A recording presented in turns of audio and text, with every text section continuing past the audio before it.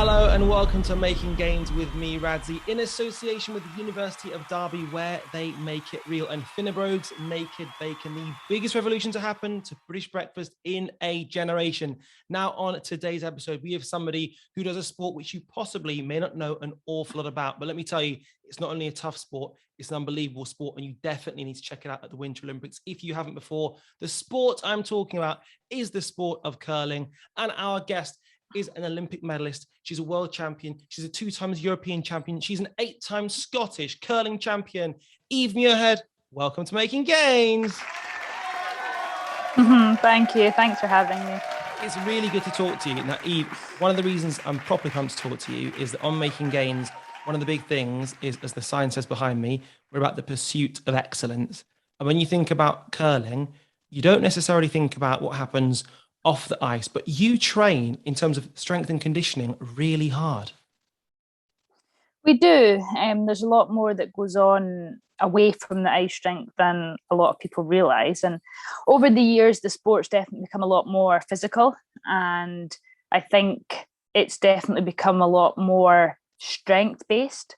And I think you can really notice that if you watch curling nowadays with the impact that the sweeping has. And as you can imagine, the kind of fitter, the stronger you are, the more force you can get through the brush. And then that obviously means the more you can impact the stone. So yeah, over the years, it's definitely changing.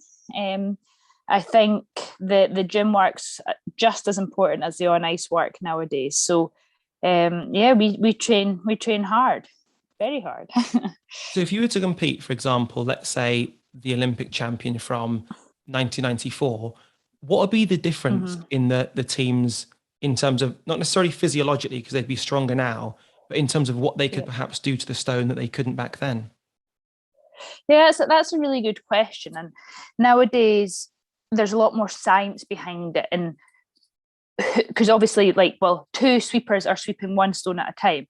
And there's a lot behind which sweeper should be closest to the stone and which sweeper should be furthest away. And it all comes down to what angle their brushes are at, whether it's going to help curl the stone more or whether it's going to help keep the stone slightly straighter. Also, over the years, if you go back to, as you say, let's say in the 1994-ish, the material on the brush has also changed. Back then, they'd probably been using a lot of hog hair brushes, so actual brush. And nowadays, we use more of a synthetic material. So things are definitely changing over the years, and a lot more science is brought into the sport. And there's a lot more testing going on to find out, as I said, what impacts the stone the most to have a better result. So if I throw a stone and I throw it slightly wide and I need that stone to curl, then science behind it shows if we sweep that stone from the certain side, it will curl more. And if we want it to keep it slightly straighter, if you sweep it from the other side, it's gonna stay slightly straighter. So over the years, there is a lot more science going into it. And it's funny, actually, you look back and you watch videos of guys and girls curling, and you're watching you're like, why are they sweeping it like that? Why are they sweeping it that way? Because you're just making it curl more, and they're thinking they're keeping it straight, and it's quite funny, actually. So it's the same as every sport, though, isn't it? You look at golf and things the balls are always changing, the technology behind the drivers, the technology behind the irons, it's all changing, and it's exactly the same in the sport of curling. So you're often the skip, meaning you're the person that throws the stone. If you're varying your actual throw, do you vary how you push off, or is it all done in terms of actually the release and what you do with your arm? A little bit of both. So in a curling team, there's 4 players, and each of us will actually throw 2 stones per end.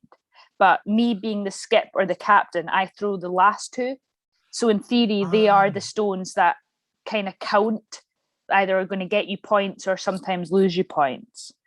But it's a good question about whether it's the strength you push out of what we call the hack, that's what we push out of, or your release. And it's a little bit of both. If you really want to throw a really hard, heavy shot, you obviously need to push out harder, but you will also want to give it, like push it a little bit when you let it go. If you're just playing a very delicate like draw to the rings, you push out a little bit later out of the hack, and then you maybe won't give it like as much in the hand. It sounds funny, but it's a very kind of touchy feely game. You kind of like feel the weight, if that makes sense. Like you kind of within your kind of central nervous system within your body, like you can just feel the weight of the ice, and you kind of, once you dial into that, you know when you're sliding out, oh, I just need to give it a little bit, or maybe I should just kind of hold back a little bit.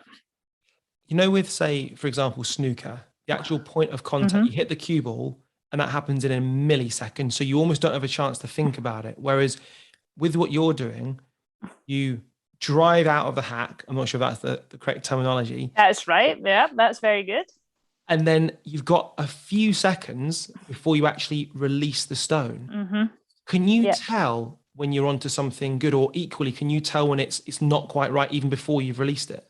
Yeah, you can. And that's probably why I'm inside the ice rink 5 days a week, twice a day, throwing stone after stone, is to build up that consistency. And we do a lot of very technique-based work with cameras and things, because if you can, the more consistent you can be sliding out every single time, the more chance you're going to be delivering that stone on the correct line. But if you come out slightly wobbly, or you come out slightly wide or tight, straight away you know, oh, something's not right, and you're trying to correct it, and you're too busy maybe thinking about correcting that than thinking about like the weight you're going to throw the stone or something. If I were to watch, no, I was just going to say it does, like it's something that consistency plays a huge part. And that's when you speak about a lot of the strength work we do as well. If you can build up a lot of core stability, a lot of like single leg work, a lot of leg drive, explosive power, all these really small elements help you become a lot more stable and consistent. How many stones are you throwing on a session out of interest? Probably around about 60, I would say. Okay. It varies. If I'm just doing an individual session, I would say about 60. But if we're doing like a team session, it'll probably be more like 20. Okay. And what's the aim of what you're doing with those? Because it's a really funny sport in that, say with tennis, you're working on your forehand or your backhand or your slice or your serve. Whereas with curling, because it's a relatively closed action, you're seeing to the naked eye, you're not seeing as much variation. So is there a specific objective with what you're doing with those 60 stones? Every single session we go into, we have an outcome that we want to achieve, and we'll have a session plan. And to be fair, it's a little bit similar to what you just described. Like at tennis, you have the two hands. It's the same in curling. We have an in turn, we have an out turn. There's a big variety of weights as well that you can throw. So as I say, you'd go in and let's say one day I'll want to work on my out turn peel weight. So that's like out turn hits. And I can go in and throw 40 of them. And then I'll maybe transition to 20 in turn draws. So that's just like a softer weight draw on the other side of the sheet. Maybe another day I'll get the camera out and I'll do a little bit work on my line. Team sessions will maybe play against our coach. They'll maybe like place the stones as if we're playing one of the best teams in the world and we have to beat them. There's also, like, we have fun as well. There's also a lot of fun games you can play, like Crazy Eights, for instance. You put all 8 of the opposition stones in the house and you have to remove all 8 of them but keep all yours in the house. There's like a lot of funny things like that. Like we have fun as well, but we also kind of knuckle down and know when we have to be serious and put in the hard work. What really surprised me when I did a tiny bit of curling for Blue Peter was where we practiced on our one session was on a public ice ring, or public ice sheets, if you like. Then where we did it, I think it was the European Championships, but we turned up and the ice was like marble. And my first stone, we had no practice. I let go of it and I went, even I know that's wrong. So how much variation do you get between the ice? A lot. And Right. that's one of the kind of smaller parts of the sport that we need to be switched on to. Like, we travel all around the world competing. We train here in Stirling at the National Curling Academy, and the ice conditions here will be very different to Switzerland, to Sweden, to Russia, where we're going in a couple of weeks. And you can be talking inches or you can be talking feet. For example, Wow. the ice here in Stirling is curling maybe like 4.5, 5 foot. That's how much like the ice is moving. You could go away and it could be curling 6 foot. Speed wise as well, the speed varies from ice rink to ice rink. Arenas tend to be a little slower at the start but get very quick. Clubs tend to be a little bit slower all the time and it doesn't speed up too much. And what a lot of people don't realize as well, every stone is slightly different in the way it curls a little bit more. It's maybe a little bit faster. It's maybe a little bit slower. It's maybe a little bit straighter. So these are all things that we need to pick up as a team, because me as a skip, I want to be left the two best stones. Like, I don't want a slow stone or a fast stone. Okay. So I give that to the other girls in my team. But we need to know which stones are slow and fast. So it's a very technical, tactical. There's a lot more that goes on than people think. And is it frustrating in that? So I used to do skeleton bobsleigh. That was my aim, to make the Winter Olympics. I didn't make the Winter Olympics. But the thing that when you spoke to the guys that kind of was annoying is, throughout every 4 years, there are European champs, there are world champs, there's a World Cup, there's a circuit, there's so much going on, but the world only cares about one tournament every 4 years, and it's the Winter Olympics. And then they suddenly go, Eve, you're no good anymore because you had a bad performance, whereas actually I'm a reigning world champion. And is that quite difficult to deal with, where it's a relatively quiet sport that gets covered in papers perhaps, and then all of a sudden the eyes of the world are just on you? Yeah, it is. And curling kind of hits the papers, hits the TV once every 4 years, doesn't it? And if you're doing well, everything's great. It's very positive publicity, but maybe when things don't go as great, it's not such good publicity. And that can be quite hard, because, as you say, you can do well at world championships, European championships, and to me, these are actually just as important than the Olympic Games. But to everybody else, the Olympic Games is the pinnacle. The Olympic Games is all what the public look at or even know about. And sometimes it's not their fault. It's not their fault that they don't know the World Championships is going on, the Europeans is going on. I guess it's less coverage. And I would love the sport of curling to adopt a more general showing of the sport. Like, at night you'll switch on the TV and what is it, football, rugby, the usual. But it'd be awesome if we could have some curling on, or something a little bit different, like these kind of less minority sports, like what you say, like skeleton, bobsleigh, luge, all these kind of sports. Like, Britain are good at these. If you look at the last Winter Olympics, Sochi, we got a gold in skeleton, we got a bronze in what did we get a bronze in? We got a bronze in snowboarding, we got a bronze in curling, we got a silver in curling.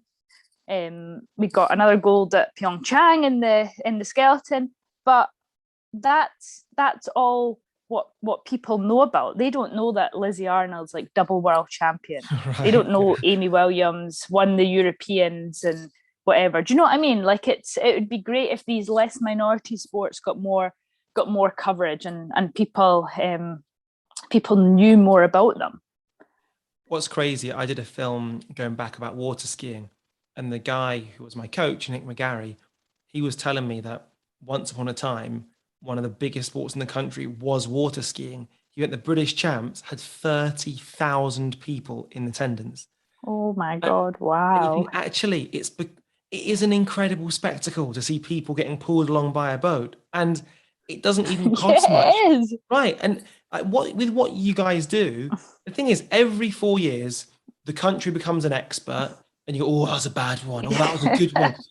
But there is something just captivating about watching stones go. A bit like I also love snooker, as in Yeah, snooker. Some people go, it's like watching paint dry, and I get that. But at the same time, though, you don't there's always want. something There's something. There is something about there's it. Like, something about it. Yeah, the amount of people that say to me, "Oh, I just love the Winter Olympics. Like, I just love them." And I'm thinking, yeah, like everyone does. And as you say, it's just something about these sports. Like, it's the same with me. I love watching snooker. Like, as a kid, I used to watch it all the time, and I don't know why. Do you know what I mean?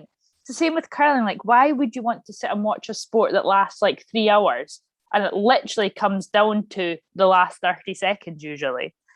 But there's something that just draws you to it, isn't it? And yeah, I love that. Like that's what's great about the sport, that people get right into it.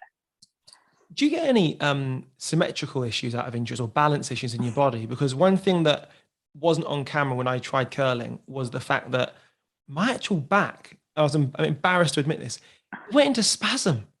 And I realized it's Really. because I was so cold, yet I was at full stretch. And I think Mm, my body was going, this is not good, Radzi. You should not be doing this. And seeing it, like if you're talking about driving out 60 times, that's putting a lot of yeah, pressure through your hip flexors, through your glutes, through your hammies as yeah, well. Do you have to try and go both sides?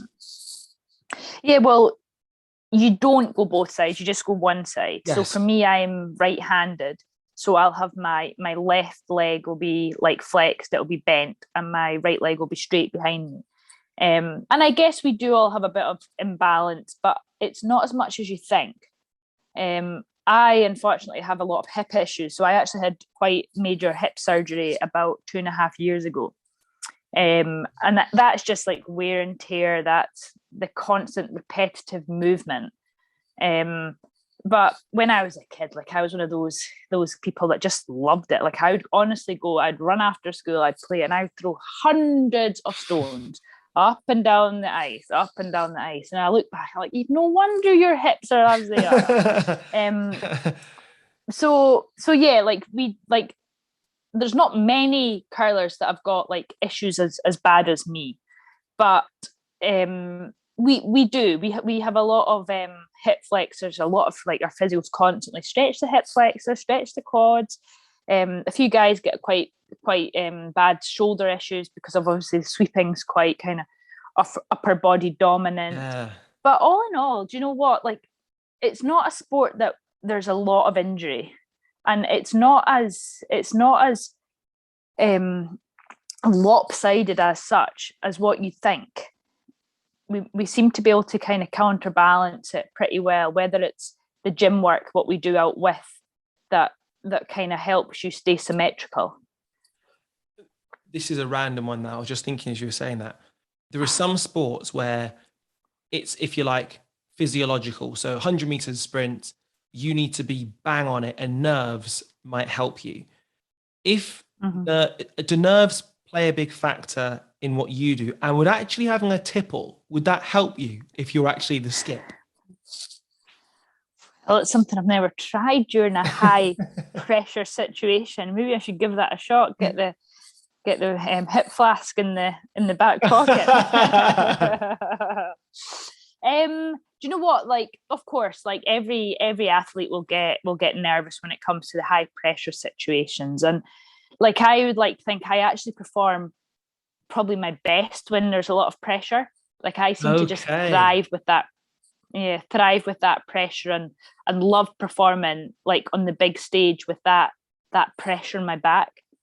Other people are very different to that, of course, but there's no way of really replicating that and practicing that pressure unless you're in that environment, is there?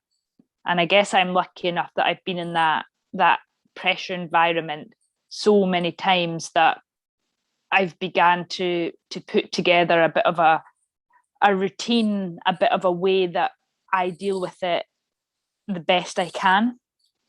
Um, so it's like a question that I get asked all the time, like, "Oh, what were you thinking when you're playing that last stone?" Blah, blah. But you're thinking, like, as I said to you, I throw over 100 stones a day, and like you're just in the zone. Like Okay. when I played the last stone to win my Olympic medal, I honestly for 1 minute didn't think, oh my God, this is to win an Olympic medal. This is to win the bronze medal. Like you're in the zone. But flip that round. If I was sitting in the crowd watching, like I am just a nervous wreck. Like I am Is that awful at watching. right? Yeah, like terrible. Like my brother's curling things, and see sitting watching them play. Oh, it's awful. I'm like, I just want to be on there playing because I have control.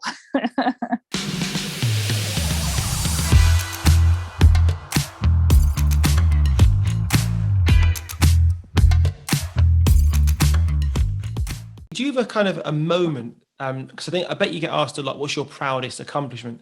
Do you have like a proudest, say 5 or 10 seconds? That is do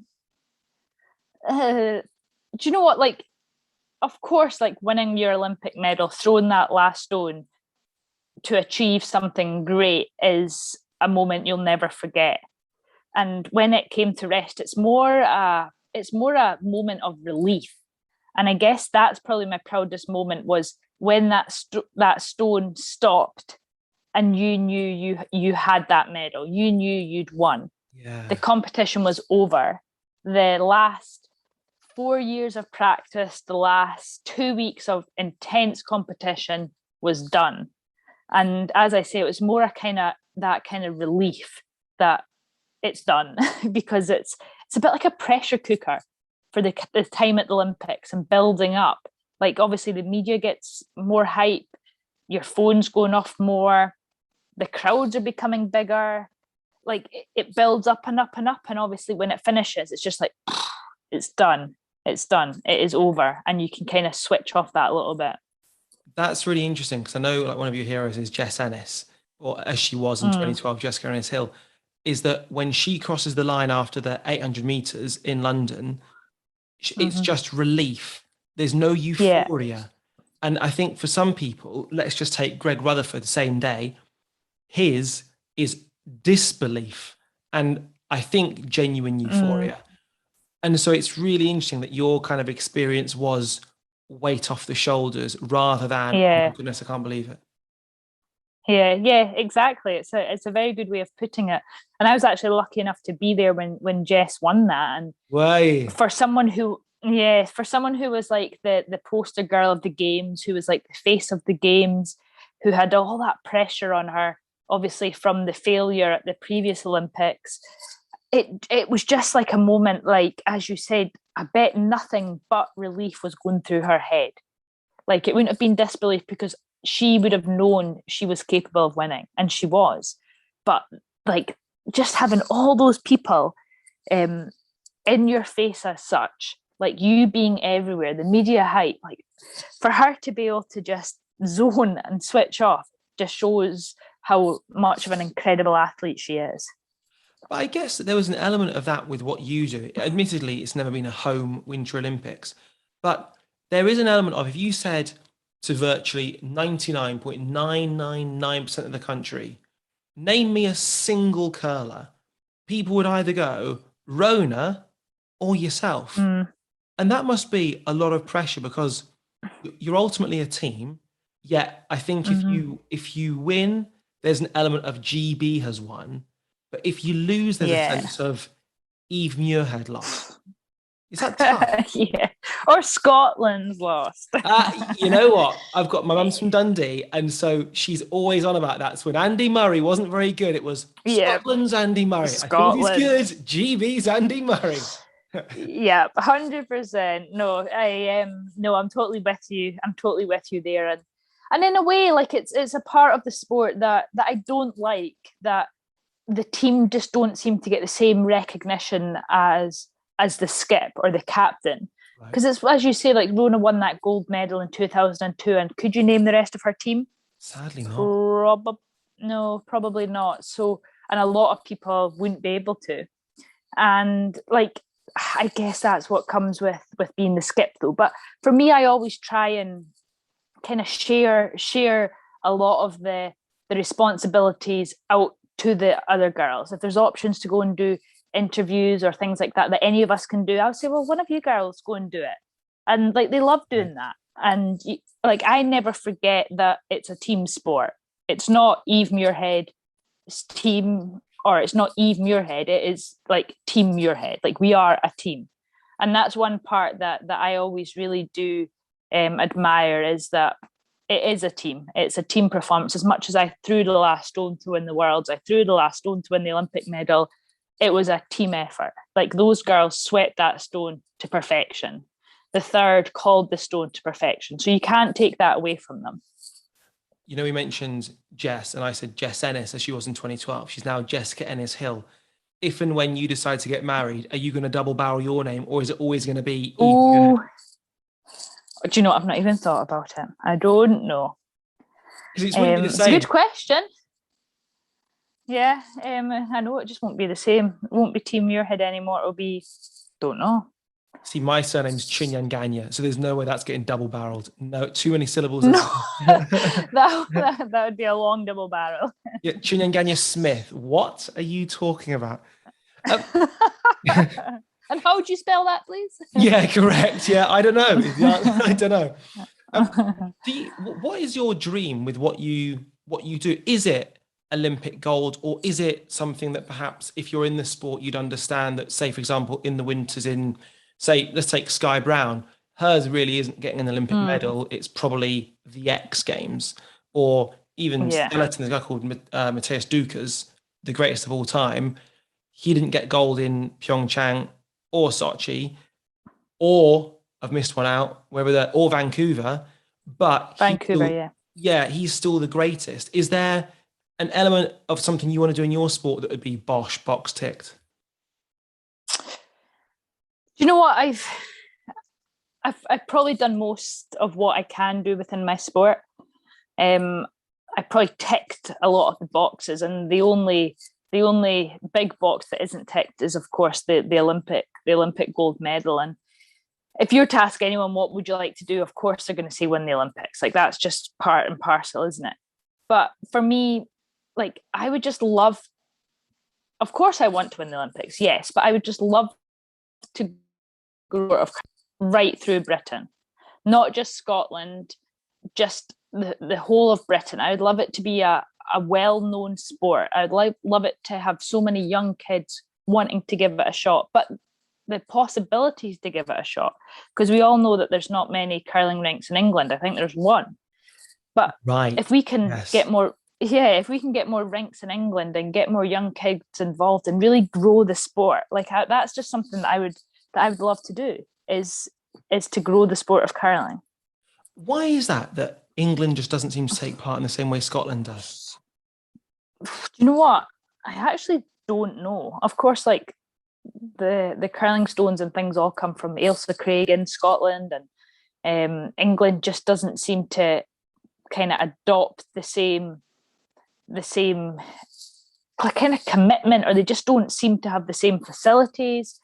I just don't know what it is. Of course, curling started in Scotland, and it is like known as kind of the Scottish sport. Obviously, it's very big in Canada as well, but it's weird, and it's something that I've just never really put my foot on. Why it's not grown so much throughout Britain when Team GB are very successful? It's a good question, and it's something that I would like to change. Because it also must be tough. You hear again every few years, there's a kind of internal battle within GB/Scotland alone to represent GB, as it were. And we're kind of in that, I guess, gift and a curse situation where we're such a strong side, yet we only have one team that can represent. Is that another pressure that we don't necessarily see because we look at the major events, but just to actually represent Great Britain or Scotland is a flipping hard task? Oh, it is. It's very hard. And as much as you said in your opening there, I'm 8-time Scottish champion, it has been tough. It has been very hard to become 8-time Scottish champion. It's not just a case that I turn up and you're playing against a bunch of people that haven't curled before. Like it's not like that. And the Scottish Championships is probably one of the events that I get most nervous at, because Okay. I have that feeling. I have that feeling, like what you just said. People just expect you to win. People expect you to be at the World Champions. People expect you to be at the Olympic Games. But that comes with a lot of hard work and a lot of very successful competitions. For instance, this year, unfortunately, we didn't have a very good World Championships last year. So right now, we're not automatically in the Olympics in Beijing in February. So we have to go through the Olympic qualifier, which is in December, and Okay. only three teams get out of that, and that's something that I've never experienced before. Like, so that's going to be Wow. very different, and I obviously need to get selected for that team to represent Great Britain at that qualifier, then hopefully get represented as Great Britain at the Olympic Games. So right now we are not in, but fingers crossed December goes well and we are in Beijing. Are there any other big countries that are having to go through the same thing as yourselves? Do you know what? There's actually a few, because the World Championships was very different to a normal World Championships as such. Obviously, we all know like the COVID situation and things, and a lot of teams dealt with that better than other teams. Like, we were literally locked in our rooms for 5 weeks on our own. We could go to the rink, play our games, you're straight back to your room. And like, Five I just weeks. personally didn't, yeah, we were there for a long time, and I personally didn't deal with it very well. Um, there was kind of surprises that some teams got through to the Olympic Games that maybe on paper weren't the strongest, and then there's some teams that obviously should have but didn't. So there is quite a few tough teams going to be at this qualifier, because, as I say, the World Championship was a little different. I'm not using that as any excuse at all. Like, we didn't perform well, Yeah. but it's not going to be easy in December. But fingers crossed, it all goes well. I'm not being funny. I mean, 5 weeks, we're not prisoners. And it takes It a felt certain, like it. well, the thing is, for me, you take the gym away from me, and all of a sudden, my head goes. I did, Same, but do you know what I did? I yeah. packed a dumbbell with me. So I had a 15 kilo. Nice. I had a Yeah, no, I'm exactly the same as you. I had a 15-kilo dumbbell, and I just packed it in my suitcase and I took it with me, because I just knew, I was like, I won't be able to keep things together for that long. And I was lucky enough, I managed to get an assault bike as well for my room.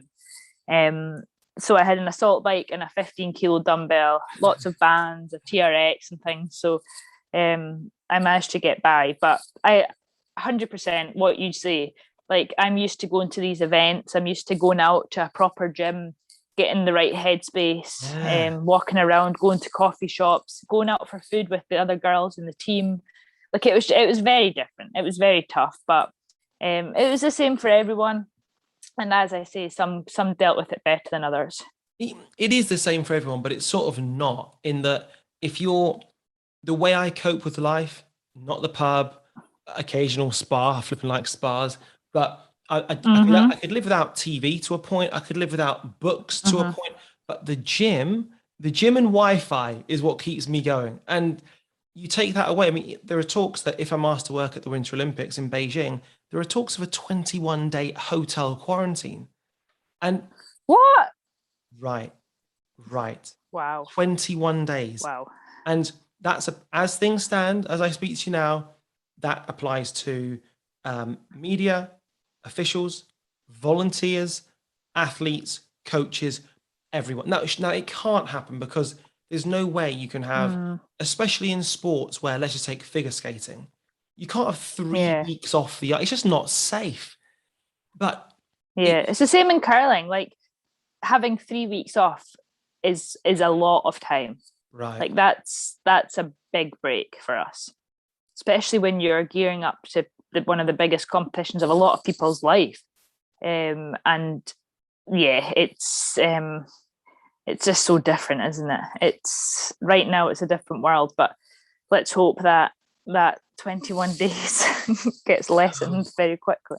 Unless you freeze the carpet in the corridor, and then you just got a beautiful sheet of ice that you can practice all day in the Oh hotel. yes, and just take 20 kilo stone with me in my suitcase.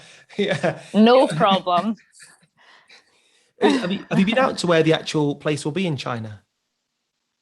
I haven't. I've been to Beijing a couple of times. So do you know what? I've probably been close to it, but I couldn't exactly tell you where it is. But I'll wait, and that hopefully will come in February. Do you prefer having kind of friends, family, loved ones watching you compete? Do you know what? Yes, I think I do. And that's one part that I did miss at the World Championships. Like, it was an environment that I never played in, was like empty stands. We had quite a few scares as well with TV crew testing positive, and some members of different teams testing positive. And but so it was very different. And I am used to my parents being at a lot of the major championships that I'm at. So that was different. Like, I don't rely on them, but sometimes it's nice to have them there, and it's nice to have someone there you can go and chat to, or just kind of shoot the breeze at them. Do you know what I mean? And yeah, get a bit of support from the stands. Like, there's always those kind of lonesome ones up there with the GB flags at the Winter Olympics, isn't there? Yeah, that's usually my parents. Is it tough though, in a weird way, having parents and siblings that know exactly what they're looking at? Because frankly, with my mum, I could do anything in television with a microphone. She'd go, he's just brilliant. Whereas if she was a producer, she'd go, he messed that link up a little bit. He should really have mentioned this or whatever. Is it kind of tough them knowing exactly what quality looks like? Yes. Like, my dad, no, because like he curled. Like, he was obviously, like, he got me into curling. So he's very like, oh, they're not doing the right thing there. Oh, that's the wrong shot. Or you'll go and see him after the game. Why did you not do this? Why did you not do that? And as my mum, like, she didn't grow up. She's actually English, so she didn't grow up in a curling family, or she obviously knows a lot about curling now, having kind of been around it. But like, she'll sit there and she'll be like, oh, they should just hit that one. And Dad's like, oh, would you just shut up? No, they shouldn't. So it's quite funny. But yes, and my brother's obviously been curlers as well. Like, there's a lot of judging going on, and a lot of opinions. Like, everyone is a very good curler from the sofa, aren't they? Correct. I'm one of them. It's you know, when it's enjoyable. Yeah, totally. With who's the first person you go for a hug if you've performed really well, out of interest? Ooh, first person to go for a hug. Probably my teammates, to be fair, or my coach. Yeah, it's funny, but my mum and dad will probably be the last ones, if I'm honest. You know, the way you just get a bit embarrassed. You get a bit embarrassed hugging your mum and dad in front of everyone. See, my mum would be down on the ice. She wouldn't be able to control herself. She'd be jumping over and making an embarrassment of me. But you mentioned that your mum's English.